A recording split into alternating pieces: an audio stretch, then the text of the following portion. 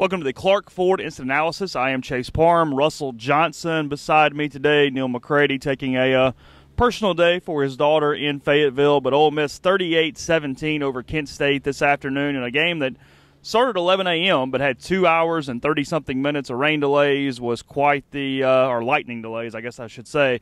So the long affair, Ole Miss goes into the half in a very, very close game. Looks very good in the second half, however, Russell. And, you know, at the end of the day, they're 3-1, and that's where everybody thought they would be from a standpoint of record by this point. They have a huge game in Baton Rouge at 8:15 next week.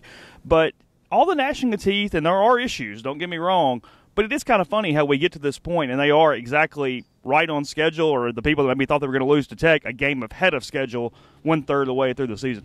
Yeah, I mean, just like you said, you know, going into the season, it was almost expected that if they were able to win the Texas Tech game, that they would be 3-1. No one expected them to beat Alabama last week, and going into LSU, I mean, there are still a lot of questions to be addressed.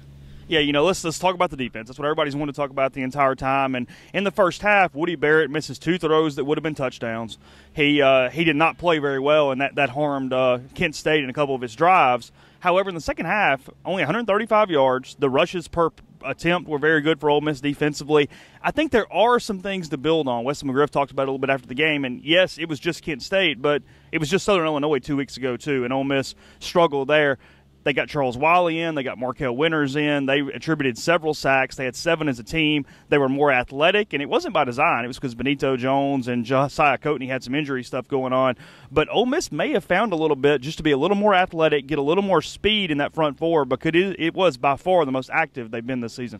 Yeah, I mean, like you said, the defensive line, I mean, it wasn't because they wanted to put those players in, but, you know, they seem to have lucked into it, because now, you know, you've got these players who, in these scenarios where you need speed pass rushers, you have the ability to put Tisdale on the inside. You have the ability to put Wiley in on the inside, and these things are happening. And with Joe Burrow back there next week in Baton Rouge, he's not exactly the most mobile quarterback in the pocket.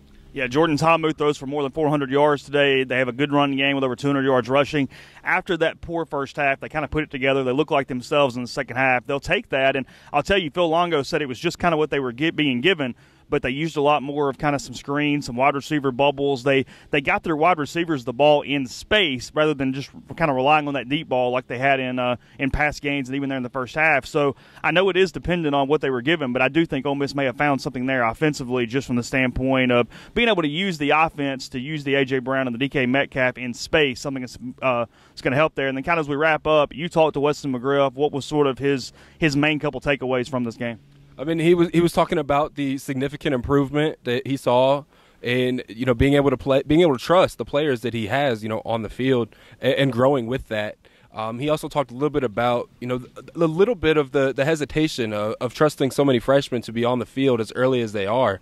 You know, you have Jaquez Jones, who played a big role in today's game, Cavante Ruggs, Keidron Smith, and then you have JUCO transfer Vernon Dasher. You have these first-year players. I mean, Dasher's obviously not a freshman, so you're not going to have 4 years with him. But these players, you know, they're getting the chance to develop that they may not have gotten had they gone to another university. And then kind of getting back to the offensive side of the ball, you know, you saw true freshman Elijah Moore really start to make some headway with DeMarcus Lodge's role. Whether or not that he gets into some of his reps, you know, as the season progresses, is still up for debate. But then also you saw the tight end. The tight end's made an appearance at Ole Miss, and that had been – he had more targets on that one drive in the third quarter, I believe it was, than he had the entire season. And for Dawson Knox to be able to be a factor going into next week is big. Josh Clark was in a boot there when they came back out for that last rain delay. A.J. Brown's got a hamstring. It's banged up a little bit. We'll get more injury updates on Monday when we talk to Matt Luke again. But overall for Ole Miss, it took a little while, but a lot of positives. They beat Kent State 38-17. Again, 3-1 now on the season. LSU next week in Baton Rouge. So for Russell Johnson, I'm Chase Parham, and this is the Clark Ford Instant Analysis.